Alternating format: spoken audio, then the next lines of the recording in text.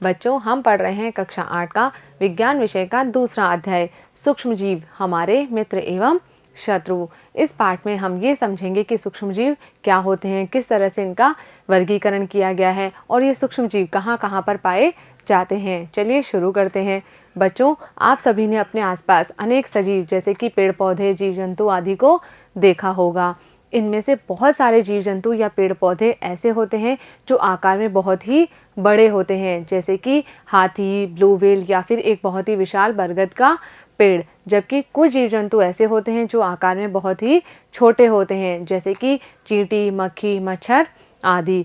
लेकिन क्या आप ये जानते हैं कि हमारे आसपास बहुत सारे ऐसे जीव भी मौजूद हैं जो आकार में इतने छोटे हैं कि हमें आंखों से दिखाई नहीं देते हैं। यानी कि ये जीव हमारे चारों तरफ मौजूद तो हैं, लेकिन हम इन्हें अपनी आंखों से नहीं देख सकते हैं। क्या आपने कभी इन जीवों को देखा है? ज़रूर देखा होगा। चलिए कैसे देखा है मैं आपको बताती हूँ। बच्चों, आपने बरसात के दिनों में अपने घरों में ब्रेड, रोटी, अचार आदि को सड़ते हुए देखा होगा। इनमें से बदबू भी आती है और इनकी सतह पर हमें कुछ सफ़ेद काले रंग के धब्बे दिखाई देते हैं। तो ये जो धब्बे हैं ये ही क्या हैं? सूक्ष्म जीव हैं। लेकिन हमें जो है इनकी संरचना दिखाई नहीं देती है, क्योंकि ये आकार में बहुत ही छोटे हैं। अब ये बहुत सारे समूह में इकट्ठे हैं, इसलिए हमें ये धब्बे के रूप में दिखाई देते हैं। चलिए समझते हैं कि ये संरचनाएं क्या होती है और ये कहाँ से आई है। तो बच्चों, हमारे आसपास हवा, पानी, मिट्टी आदि सभी स्थानों पर अनेक सूक्ष्म जीव उपस्थित रहते हैं। सूक्ष्म यानी कि अत्यंत छोटे छोटे जीव। अब ये जीव आकार में इतने छोटे होते हैं कि हम इन्हें आंखों से नहीं देख सकते हैं और इन्हें देखने के लिए हमें एक यंत्र की सहायता लेनी पड़ती है। अब आपके मन में ये विचार जरूर आ रहा होगा कि वो कौन सा यंत्र है जिसकी सहायता से हम इन सूक्ष्म जीवों को देख सकते हैं। चलिए मैं आपको बताती हूँ कि वो कौन सा यंत्र है। तो बच्चों, ये जो आप देख रहे हैं ये है सूक्ष्मदर्शी यंत्र। इस यंत्र की सहायता से हम सूक्ष्म जीवों को देख सकते हैं। इसके नाम से ही स्पष्ट हो रहा है कि सूक्ष्मदर्शी यंत्र यानी कि सूक्ष्म चीज़ों को देखने वाला यंत्र। तो जिस भी सूक्ष्म जीव को हमें देखना है उसे हम एक स्लाइड पर लेंगे और उसे यहाँ पर रख देते हैं और इस आईपीस की सहायता से हम उसे आसानी से देख सकते हैं। तो सूक्ष्मदर्शी यंत्र क्या होगा? सूक्ष्मदर्शी यंत्र एक ऐसा उपकरण है जिसकी सहायता से सूक्ष्म जीवों को आसानी से देखा जा सकता है। वह क्या कहलाता है? सूक्ष्मदर्शी यंत्र। चलिए, ये तो बात हो गई सूक्ष्म जीवों को देखने की। अब सूक्ष्म जीव जो हैं वो कितने प्रकार के होते हैं, यानी कि इनका वर्गीकरण किस प्रकार से किया गया है ये समझते हैं। तो जो सूक्ष्म जीव होते हैं उन्हें हमने मुख्य रूप से 4 वर्गों में विभाजित किया है। कौन कौन से वर्ग हैं? ये हैं जीवाणु, कवक, प्रोटोजोआ और शैवाल। अब ये जो सूक्ष्म जीव होते हैं ये एक कोशिकीय या बहुकोशिकीय दोनों रूपों में पाए जा सकते हैं। यानी कि इनका शरीर एक कोशिका से मिलकर भी बना हो सकता है या फिर इनमें एक से अधिक या बहुत सारी कोशिकाएं भी हो सकती है। चलिए शुरू करते हैं। सबसे पहला है हमारे पास में जीवाणु। तो जो जीवाणु होते हैं ये एक कोशिकीय जीव होते हैं और जीवाणु हमारे आसपास लगभग सभी स्थानों पर पाए जाते हैं।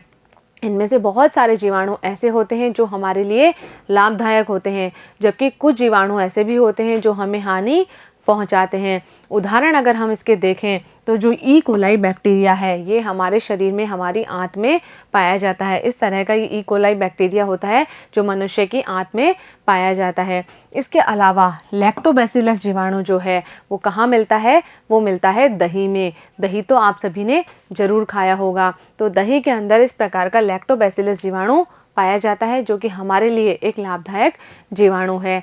अगला भाग जो है हमारा वो है कवक, जिसे हम क्या कहते हैं? इसे फफूंद या फंगस भी कहते हैं। यह वही फफूंद या फंगस है जो हमने ब्रेड, रोटी या अचार को सड़ते समय काले सफ़ेद धब्बों के रूप में उस पर देखी थी। इस तरह से जब हमारी ब्रेड सड़ रही थी तो उसके ऊपर हमें ऐसी धागे नुमा काली सफ़ेद संरचनाएं दिखाई दी थी। तो इसे हम क्या कहेंगे? ये क्या है? कवक या फफूंद है।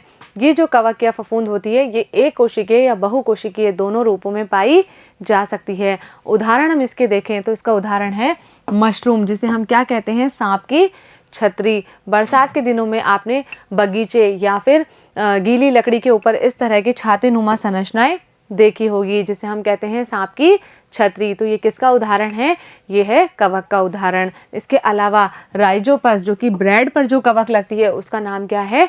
राइजोपस, जिसे हम ब्रेड मोल्ड भी कहते हैं। तो ये उदाहरण हो गए कवक के। अगला भाग देखते हैं हम। अगला जो है हमारे पास में वो है प्रोटोजोआ।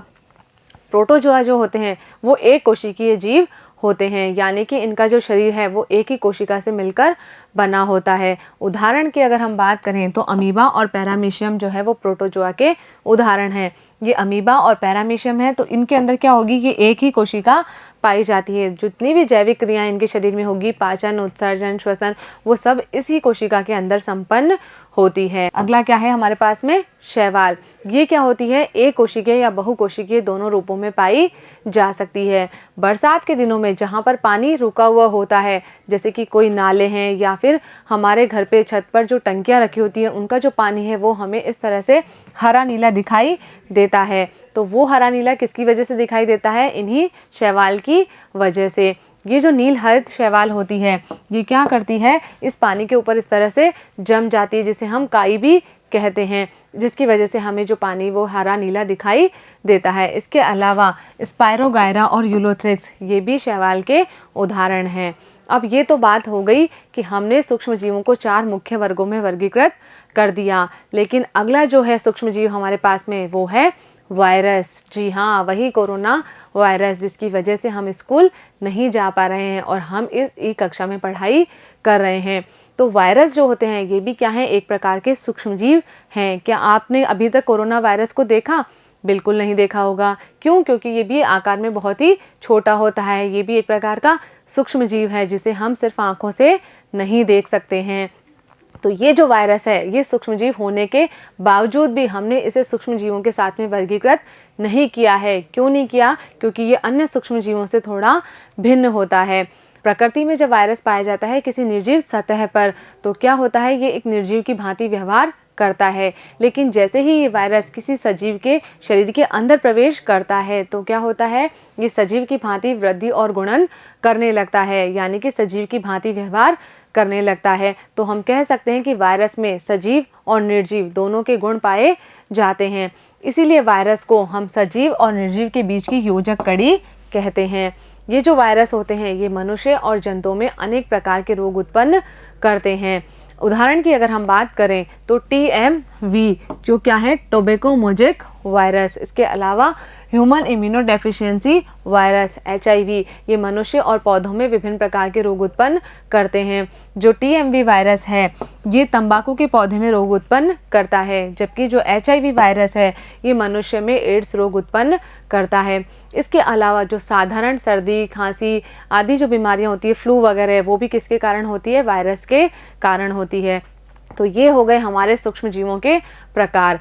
अब आगे बढ़ते हैं और जानते हैं कि ये सूक्ष्मजीव कहाँ पर पाए जाते हैं। तो हमें पता है कि सूक्ष्मजीव हमारे आसपास सभी जगह पर मौजूद होते हैं। हवा, पानी, मिट्टी सभी जगह पर सूक्ष्मजीव पाए जाते हैं। तो हम क्या कह सकते हैं कि सूक्ष्मजीव जो है वो सर्वत्र पाए जाते हैं, यानी कि सभी स्थानों पर ये मिलते हैं। इसके अलावा अत्यंत विषम परिस्थितियाँ जैसे कि बर्फीली शीत यानी कि बहुत ही ठंडे इलाके या फिर उष्ण जल स्रोत जहाँ पर तापमान बहुत अधिक है, तो ऐसी विषम परिस्थितियाँ जहाँ पर सामान्य जीव जंतु या पेड़ पौधे वृद्धि नहीं कर पाते हैं, वहाँ पर भी ये सूक्ष्म जीव जो हैं वो आसानी से वृद्धि कर लेते हैं। इसके अलावा मरुस्थल और दलदल में भी सूक्ष्म जीव पाए जाते हैं। इसके साथ साथ मनुष्य या अन्य जंतुओं के शरीर के अंदर भी सूक्ष्मजीव उपस्थित रहते हैं। हमने बात की थी ई कोलाई बैक्टीरिया की, जो कहाँ मिलेगा? हमारे शरीर में आंत के अंदर पाया जाता है। अब सूक्ष्मजीव जो होते हैं वो कुछ अकेले रहना पसंद करते हैं और कुछ कॉलोनी या समूह बनाकर रहना पसंद करते हैं, यानी कि कुछ सूक्ष्मजीव जो हैं वो अकेले एकल अवस्था में पाए जाते हैं जैसे कि अमीबा, जबकि कुछ सूक्ष्मजीव जो होते हैं वो समूह या कॉलोनी बनाकर रहते हैं जैसे कि कवक और जीवाणु। ये जो हैं कवक ये क्या करेंगी? आपस में एक साथ कॉलोनी बनाकर रहती है। तो बच्चों इस वीडियो में हमने जो भी बातें करी हैं वो आपको अच्छे से समझ में आ गई होगी और आपने इनको अपनी कॉपी में नोट कर लिया होगा। चलिए एक बार हम इनको दोहरा लेते हैं। तो सबसे पहले हमने ये समझा कि सूक्ष्मजीव क्या होते हैं। सूक्ष्मजीव अत्यंत छोटे जीव होते हैं जिन्हें हम सिर्फ आंखों से नहीं देख सकते हैं। इन्हें देखने के लिए हमें सूक्ष्मदर्शी यंत्र की सहायता लेनी पड़ती है। इसके अलावा सूक्ष्मजीवों का वर्गीकरण किस प्रकार से किया गया है, हमने इनको मोटे तौर पर 4 भागों में वर्गीकृत किया है: जीवाणु, कवक, प्रोटोजोआ और शैवाल। फिर हमने पढ़ा वायरस। तो वायरस जो है वो सजीव और निर्जीव के बीच की योजक कड़ी कहलाता है, क्योंकि इसमें सजीव और निर्जीव दोनों के गुण पाए जाते हैं। इसके बाद में हमने ये समझा कि जो सूक्ष्म जीव है ये कहाँ कहाँ पर पाए जाते हैं। तो अब इन बातों को आप अच्छे से समझ गए होंगे। अब इस पर आधारित मैं आपको 2 प्रश्न दे रही हूँ जिनके उत्तर आपको अपनी कॉपी में नोट करने हैं। सबसे पहला जो हमारा प्रश्न है वो है, वायरस को सजीव और निर्जीव के बीच की योजक कड़ी क्यों कहा जाता है। अगला प्रश्न है, टीएमवी का पूरा नाम बताइए। तो इन दोनों प्रश्नों के उत्तर समझकर आपको अपनी कॉपी में लिखने हैं। अगले वीडियो में हम इन प्रश्नों के उत्तर चेक करेंगे। तब तक आप पढ़ते रहिए, आगे बढ़ते रहिए। धन्यवाद।